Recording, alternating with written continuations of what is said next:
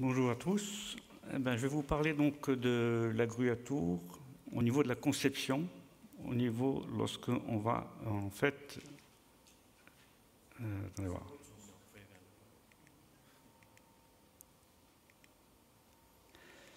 Lorsqu'on va concevoir le plan d'installation de chantier, et donc on va utiliser un certain nombre de matériels comme les grues à tour, les grues mobiles, les coffrages, le coffrage de plancher et la sécurité. Donc c'est un sujet sur lequel on travaille depuis maintenant 30 ans, surtout dans l'environnement AutoCAD. Et puis depuis quelques années, on a démarré donc sous Revit dans l'intention de créer des objets BIM.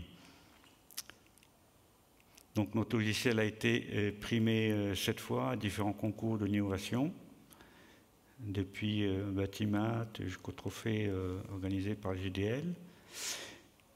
Et voilà un type de plan en fait qu'on peut créer avec le logiciel. Là, il s'agit d'un plan assez complexe avec 17 grues qui est réalisé par une entreprise en Allemagne qui s'appelle BKL. Et c'était pour l'extension de l'aéroport de Francfort avec donc 17 grues.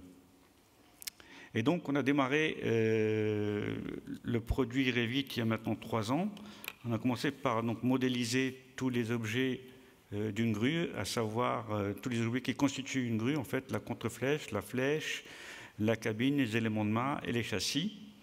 Alors, le boulot a été facilité parce qu'on avait déjà, depuis une trentaine d'années, donc développé l'aspect en 2D.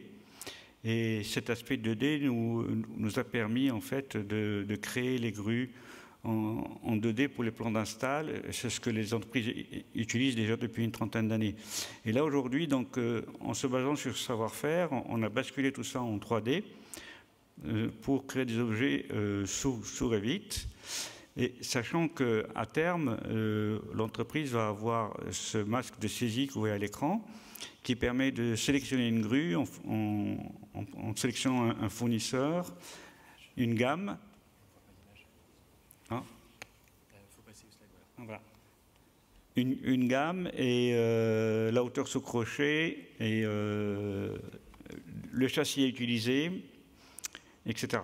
Donc, ce qui est important, c'est qu'en fait, ce n'est pas du tout un dessin paramétré comme certains logiciels le font aujourd'hui sur le marché. Il s'agit de données très précises. Et dans le cadre du BIM, c'est très, très important. Pourquoi? Parce que le but étant que lorsqu'on va, en fait, confronter les données des différentes grues, dans la maquette virtuelle, il faut que toutes les données soient réellement précises et que l'on vérifie qu'il n'y a pas d'interférence entre les grues. Donc il était très important de modéliser ça d'une manière très précise, c'est ce qu'on a fait, donc on rentre beaucoup dans le détail. Et là, par exemple, on voit que... Alors, on passe fournisseur par fournisseur en revue, comme Potin, Liber, Raimondi et d'autres. Il faut aller toujours une slide plus loin. Ah, il faut appuyer 2 fois. Ah, d'accord. Ah, d'accord, ok. Et donc, comme vous pouvez le voir, le niveau de détail est assez élevé, et c'est un peu le but de rechercher. Et en fait, le BIM, c'est quoi le BIM? C'est en fait, pour ceux qui ont entendu juste parler, c'est en fait c'est un travail collaboratif entre tous les intervenants sur le chantier qui se base sur une maquette numérique.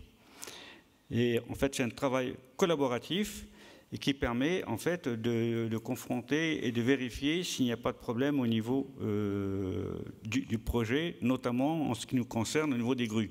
Parce qu'en fait, auparavant, qu'est-ce qui se passait? C'est que souvent on constatait au moment, lorsqu'on a implanté des fois, c'est déjà arrivé, que la grue n'était pas à la bonne hauteur, que la grue ne soit pas à la bonne place, ça c'était plus rare, mais qu'elle n'était pas à la bonne hauteur, c'est déjà arrivé.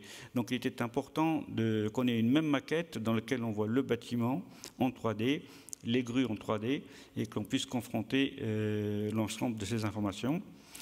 Également, autre chose qui est importante, c'est en fait d'agencer le chantier, comme vous pouvez le voir sur l'image, qui est vraiment un endroit qui est spécifique au stockage, aux zones de circulation, etc. Donc ça, c'est très important aussi.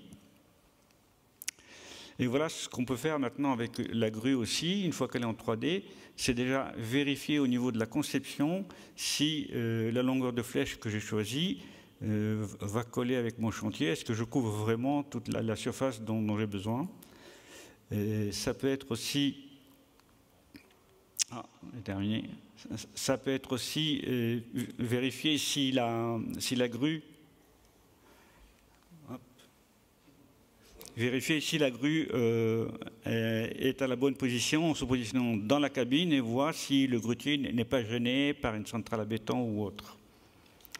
Voilà, donc c'est ce que je voulais dire en gros. Bien sûr, on a beaucoup de choses à dire, mais on nous a limité à 10 minutes. Voilà, donc si vous avez des questions, bien sûr, on est à votre disposition pour vous répondre. Voilà.